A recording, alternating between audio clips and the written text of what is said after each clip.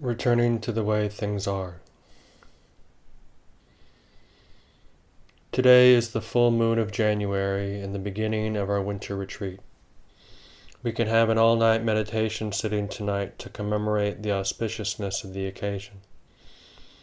It's very fortunate to have an opportunity such as this to devote ourselves for 2 months to one pointed reflection on Dhamma. The teaching of the Buddha is the understanding of the way things are. Being able to look, to be awake. It means developing attentiveness, brightness, and wisdom.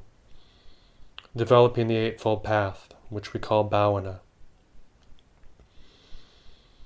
Now, when we're reflecting on things as they are, we're seeing, rather than interpreting through a veil of self-view. The big obstacle all of us have to face is this insidious belief in the I am. Attachment to self-view. It's so ingrained in us that we're like fish in water. Water is so much a part of the fish's life that it doesn't notice it. The sensory world we've been swimming in since our birth is like that for us. If we don't take time to observe it for what it really is, then we'll die without getting any the wiser. But this opportunity as a human being has the great advantage for us of our being able to reflect. We can reflect on the water we're swimming in. We can observe the sensory realm for what it is. We're not trying to get rid of it. We're not complicating it by trying to add to it. We're just being aware of it as it is. We're no longer deluding ourselves by appearances, by fears, desires, and all the things we create in our mind about it. This is what we mean when we use such terms like, it is as it is. If you ask someone who's swimming in water, what is water like? Then they simply bring attention to it and say, well, it feels like this, it's this way. Then you ask, how is it exactly? Is it wet or cold or warm or hot? All of these words can describe it. Water can be cold, warm, hot, pleasant, unpleasant. But it's just like this. The sensory realm we're swimming in for a lifetime is this way. It feels like this. You feel it. Sometimes it's pleasant, sometimes it's unpleasant. Most of the time it's neither pleasant nor unpleasant. But always it's just this way. Things come and go and change, and there's nothing that you can depend on as being totally stable. The sensory realm is all energy and change and movement, all flux and flow. Sensory consciousness is this way. Now we're not judging it, we're not saying it's good or it's bad, or you should like it or you shouldn't, we're just bringing attention to it, like the water. The sensory realm is a realm of feeling. We are born into it and we feel it. From the time the umbilical cord is severed, we're physically independent beings. We're no longer physically tied to anybody else. We feel hunger, we feel pleasure, we feel pain, heat, cold. As we grow, we feel all kinds of things. We feel with the eyes, the ears, the nose, the tongue, the body, and with the mind itself. There is the ability to think and remember, to perceive and conceive. All this is feeling. It can be lots of fun and wonderful, but it can also be depressing, mean, and miserable. Or it can be neutral, neither pleasant nor painful. So all sensory impingement is the way it is. Pleasure is this way, pain is this way. The feeling of neither pleasure nor pain is this way. To be able to truly reflect on these things, you have to be alert and attentive. Some people think that it's up to me to tell them how it is. Ajahn Sumedho, how should I be feeling right now? But we're not telling anybody how it is. We're being open and receptive to how it is. There's no need to tell someone how it is when they can find out for themselves. So this 2 months of finding out how it is a valuable opportunity. Many human beings, it seems, are not even aware that such a development of wisdom is possible. What do we mean when we use this word wisdom? From birth to death, this is the way it is. There's always going to be a certain amount of pain and discomfort, unpleasantness and ugliness. And if we're not aware of it as it really is, see it as Dhamma, then we tend to create a problem out of it.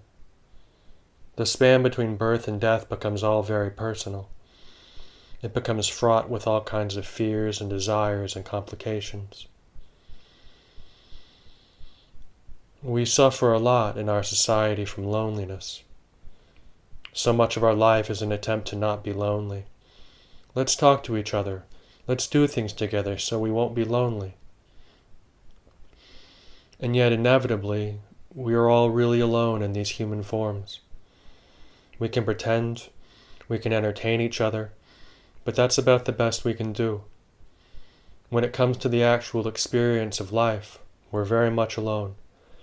And to expect anyone else to take away our loneliness is asking too much.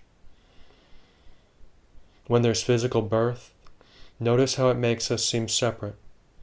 We're not physically joined to each other, are we?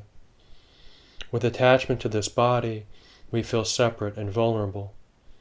We dread being left alone, and we create a world of our own that we can live in.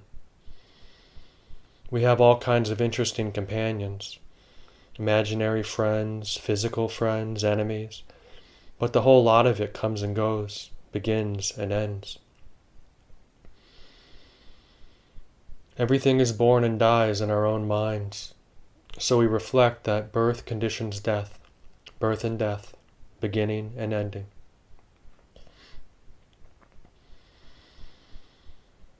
During this retreat, this kind of reflection is highly encouraged. Contemplate what birth is. Right now we can say, this is the result of being born, this body. It's like this. It's conscious and it feels. There's intelligence, there's memory, there's emotion. All these can be contemplated because they are mind objects, they're dhammas. If we attach to the body as a subject, or to opinions and views and feelings as me and mine, then we feel loneliness and despair. There's always going to be the threat of separation and ending. Attachment to mortality brings fear and desire into our lives. We can feel anxious and worried even when life is quite all right.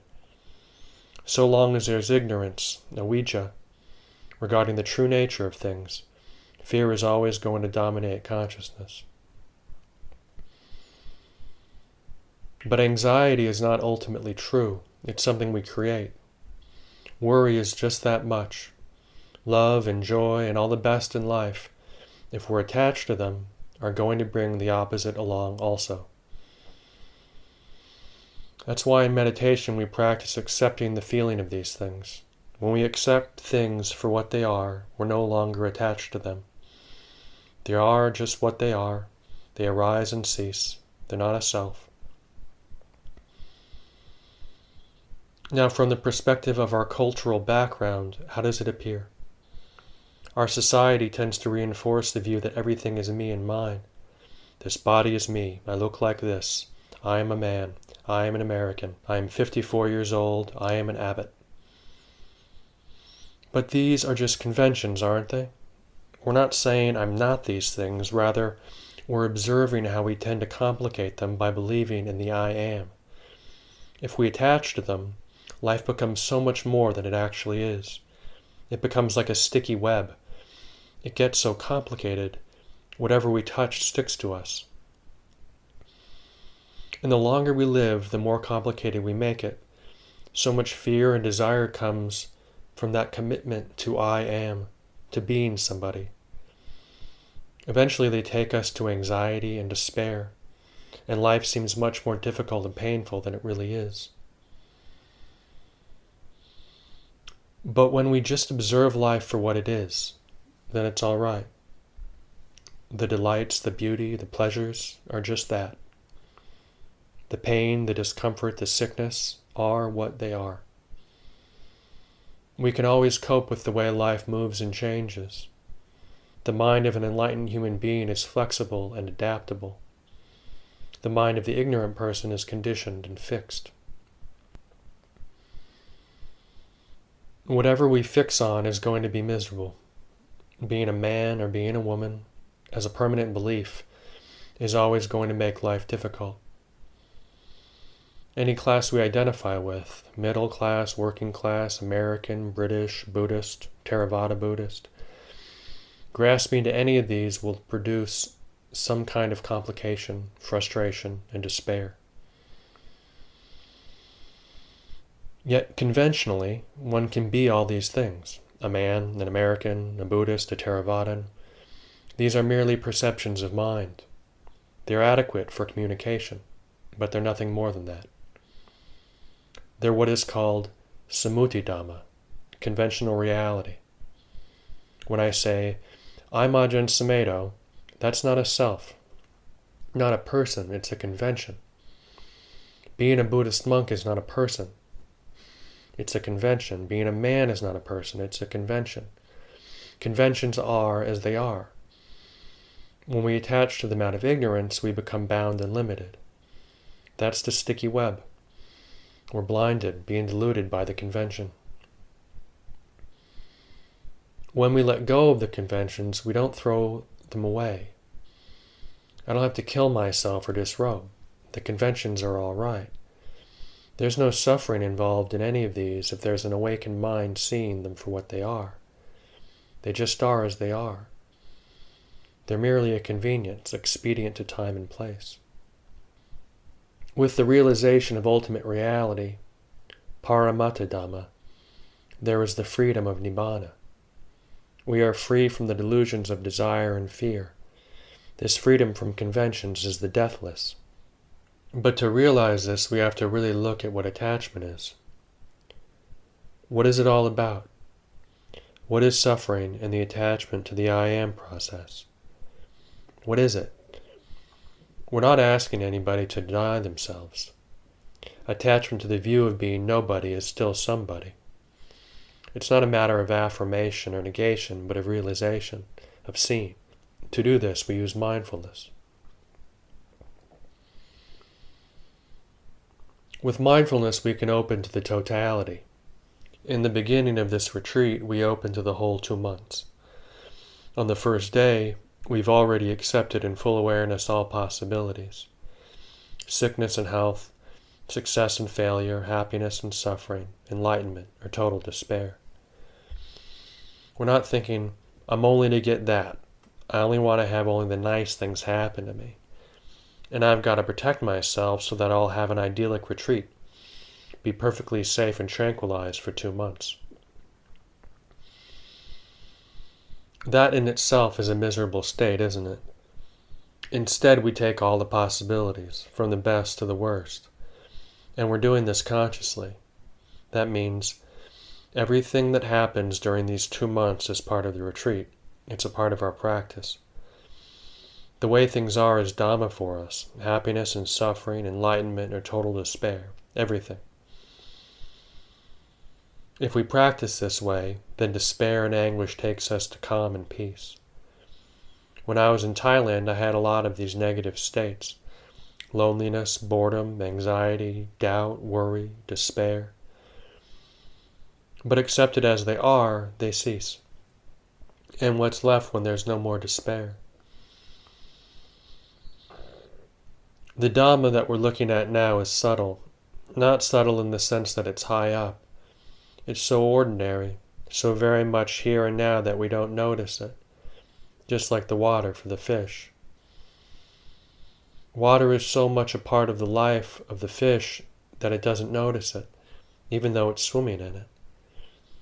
Sensory consciousness is here, now, this way. It's not distant. It's not really difficult. It's just a matter of paying attention to it. The way out of suffering is the way of mindfulness, mindful awareness, or wisdom. So we keep bringing our attention to the way things are. If you have nasty thoughts or feel resentful, bitter, or irritated, then notice what it feels like in your heart. If we're frustrated and angry during this time, it's all right, because we've already allowed for that to happen. It's a part of the practice. It's the way things are. Remember, we're not trying to become angels and saints. We're not trying to get rid of all of our impurities and coarseness and just be happy. The human realm is like this. It can be very coarse and it can be pure. Pure and impure are a pair. To know purity and impurity is mindfulness, wisdom. To know that impurity is impermanent and not self is wisdom. But the minute we make it personal, oh, I shouldn't have impure thoughts, we're stuck again in the realm of despair. The more we try to have only pure thoughts, the more the impure thoughts keep coming. That way we make sure we're going to be miserable for the whole 2 months. Guarantee it. Out of ignorance, we create a realm for ourselves that can only be miserable. So in mindfulness, or full-mindedness, all misery and all happiness are of equal value. No preferences. Happiness is this way, misery is this way. They arise and they cease. Happiness is still happiness. It's not misery. And misery is still misery. It's not happiness. But it is what it is. And it's nobody's. And it's only that much. And we don't suffer from it.